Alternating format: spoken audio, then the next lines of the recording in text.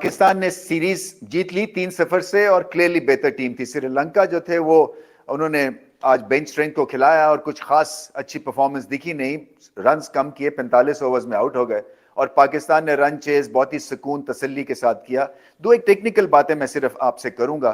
देखिए, एक तो बाबर आजम की बैटिंग के मुतालिक मुझे बात इसलिए करनी है कि शायद उनको उलझन हो रही है और परेशानी है स्पिन के अगेंस्ट।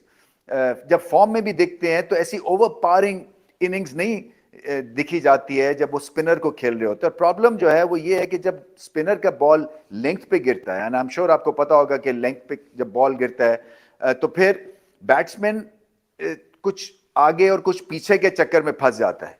जो हाफ वॉली होती है वो बल्ले के पास होती है, उसको बहुत अच्छी तरह से ड्राइव करते हैं बाबर आजम, और गेंद जब शॉर्ट होता है उसको पुल भी मारते हैं, उसको कट भी खेलते हैं। सो कोई इश्यूज नहीं है इन दो लेग्स के ऊपर। वो जो लेंथ पे बॉल गिरता है खासतौर पे लेग स्पिनर का, और अगर आप हसरंगा हैं और आपने पिक नहीं किया हाथ से कि गेंद क्या हो रहा है और लेंथ पे जब गिरा है तो फिर मामला 50-50 हो गया, क्योंकि आप बस वैसे ही आगे फॉरवर्ड चले गए और जब आप गेंद से दूर रहते हैं तो लेग बिफोर भी हो जाते हैं और बोल्ड आउट भी हो जाते हैं, क्योंकि आप गलत स्पिन को खेल गए। आप लेग स्पिन को खेले, थोड़ा सा तिरछे बल्ले के साथ गैप बना बैट पैड में, वो थी गुगली, आप बोल्ड आउट हो गए।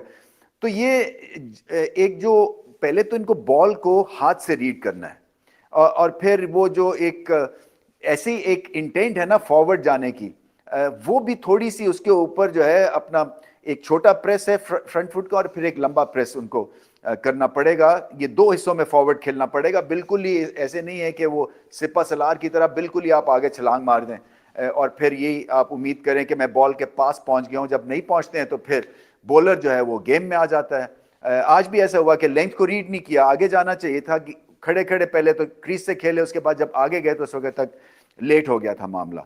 सो बाबर आजम को इसके ऊपर बहुत मेहनत करनी है, इसलिए कि ये एक उनकी आप समझें कि उनकी जो भी रेंज है उसमें ये थोड़ी सी एक खला पैदा हुई है, थोड़ी सी एक हॉलोनेस है उनकी टेक्निक में, क्योंकि जब वो एक पावरफुल इनिंग्स भी खेल रहे होते हैं स्पिनर के अगेंस्ट, वो उतनी पावरफुल इनिंग्स नहीं खेलते हैं जैसे कि इस कैलिबर के बल्लेबाज को खेलनी है। तो एक तो ये मेरे 2 सेंट्स थे ऑन बाबर आजम। आज भी सेट हो गए, देखें 30-32 करके आउट हो गए। सो पता यही चलता है कि वल्नरेबल हैं, चाहे सेट भी हैं, क्योंकि गेंद हाथ से रीड नहीं कर रहे हैं और जब लेंथ पे बॉल पड़ता है तो ये फंस जाते हैं, क्योंकि ये आगे चले जाते हैं एक तरह से ब्लाइंडली और फिर उम्मीद करते हैं कि बॉल के पास पहुंच गए हैं। जब नहीं पहुंचा जाता है तो फिर अलाउ करते हैं कि वो बॉल जो है वो या डेविएट करे, क्योंकि हाथ से नहीं रीड किया। जब हाथ से रीड नहीं किया तो बल्ले का एंगल भी उस तरह से ठीक नहीं आता है बॉल के ऊपर।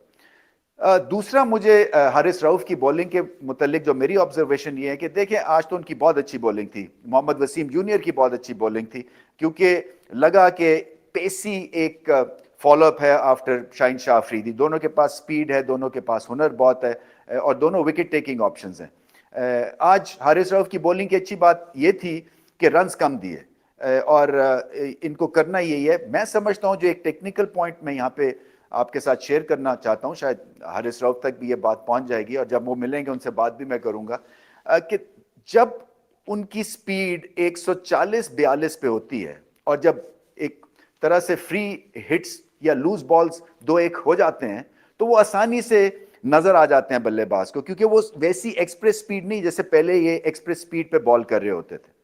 तो मैं ये समझता हूं कि इनको जोर लगाने की जरूरत है और ये जो 140 से 142 की इनकी स्पीड है, इसको 145 146 तक लेके जाना है इनको, क्योंकि अगर आप लूज बॉल 145 पे भी करते हैं तो वो इतना तेज होता है कि बैट्समैन टोटली पोजीशन में नहीं आता है, और वहां से अगर 145 से वो 140 या 139 पे आप वही बॉल करते हैं तो बहुत पहले नजर आ जाता है और बैट्समैन पोजीशन में आ जाता है और फिर आपको हिट्स लगती हैं। सो इनका जो यूएसपी है, इनका जो एक प्लस है, प्लस है, वो इनकी स्पीड है, और स्पीड जो है वो कम हुई है इनकी। मुझे लगता है कि शायद ये लाइन और लेंथ की वजह से इन्होंने स्पीड कम की है। पूछना पड़ेगा, क्योंकि ये अपने बेहतरीन बॉलिंग तब कर रहे होते हैं जब ये एक्सप्रेस बॉलिंग कर रहे हों, और इन पिचेस पे आपको तेज बॉल करने की जरूरत है। वेरिएशन है इनके पास तो इसको मिक्स तो करना ही करना है, बट 6 में से 3 बॉल इनके एटलीस्ट 145 पे गिरने पड़ेंगे क्योंकि जैसी स्पीड कम होती है वही लेंथ पे फिर इनको मार पड़ जाती है। अगर 145-40 पे रखेंगे तो यकीन करें, मैं बैट्समैन रहा हूं, मैल्कम मार्शल एंड कंपनी को मैंने खेला जब अपनी प्राइम में थे, जैसे ही वो 90 माइल्स एन आवर से उनकी स्पीड गिरी तो उनके जो डेंजरस बॉल्स थे वो आसान लगने शुरू हो गए। और जो एक जो प्रेशर बैट्समैन पे वो रखते थे because of lack of speed in the air and of the surface, वो एक तरह से खत्म हो गया और फिर उनको कॉन्फिडेंटली दुनिया के बल्लेबाजों ने खेलना शुरू कर दिया। तो ये फास्ट बॉलर के लिए 1 या 2 लेवल की भी स्पीड जब कम होती है तो वो फाउंड आउट हो जाते हैं। और ये नहीं इनको करना है, क्योंकि इनकी एक तरह से दोबारा से एक तरह से एंट्री हो रही है, इन पे प्रेशर है। सो प्रेशर में इनको दो एक चीजें तो बिल्कुल ठीक करनी है। एक तो ये कि जो स्पीड के ऊपर थोड़ा सा और जोर लगाना है, खासतौर पे T20 में देखें वेरिएशन भी चलती है, यॉर्कर लेंथ्स भी आप वेरी कर सकते हैं, मगर स्पीड का भी नेमुल बदल नहीं है। अगर आप विद इन द स्टंप्स और बॉडी में 145-46 पे बॉल करेंगे, कोई नहीं हिट मार सकता आपको, आप यकीन करें। ज्यादा सिंगल लेंगे, मगर बहुत ही कोई ग्रेट बैट्समैन होगा जो आप पे हमला कर सकेगा उस स्पीड के ऊपर। तो ये इनको एक काम करना है। वसीम जूनियर जो है उनकी बहुत बेहतर बॉलिंग थी। साउथ अफ्रीका का उनको एक मैच खेला, उसके बाद बेंच कर दिया था उनको फैसलाबाद के बाद। आज वो थे पूरी तरह से जिसको कहते हैं ना वार्म्ड अप थे, और बहुत अच्छी लाइन और लेंथ पे बॉलिंग की। यॉर्कर उनका लाजवाब था, विकेट्स लिए उन्होंने। सो अगर आपके ये दोनों तैयार हो जाते हैं और एक तरह से रेस चल पड़ती है दोनों में, इसका पाकिस्तान को ही फायदा है। और दोनों जो है वो बॉक्स ऑफिस हिट हैं, इसलिए कि दोनों टीम के लिए खेलते हैं। और हारिस रऊफ हमें पता है कि on the day is a match winner. सिर्फ इस चीज़ के ऊपर अगर वो काम करें, एक्सपेरिमेंट करके देखें, हो सकता है कि इसके नतायज उनको अच्छे मिलेंगे। बट पाकिस्तान की एक भरपूर परफॉर्मेंस थी। रिजवान की एक दफ़ा फिर से सॉलिड बैटिंग। हुसैन तलत के लिए इसलिए खुशी है कि वो टाइम स्पेंड करें क्रीज में, और रन चेज में एक नज़र आता है कि उनका मेथड जो है वो इंटैक्ट है। अच्छी बैटिंग की उन्होंने।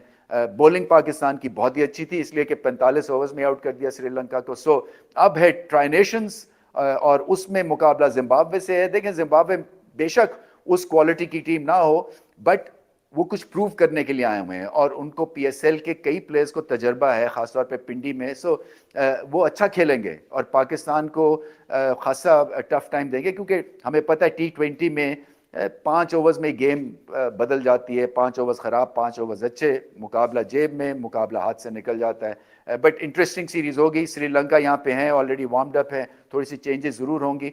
और मैं उम्मीद करता हूँ कि वनडे सीरीज से बहुत ज्यादा कंपेटिटिव होंगे वो ट्राई नेशंस में।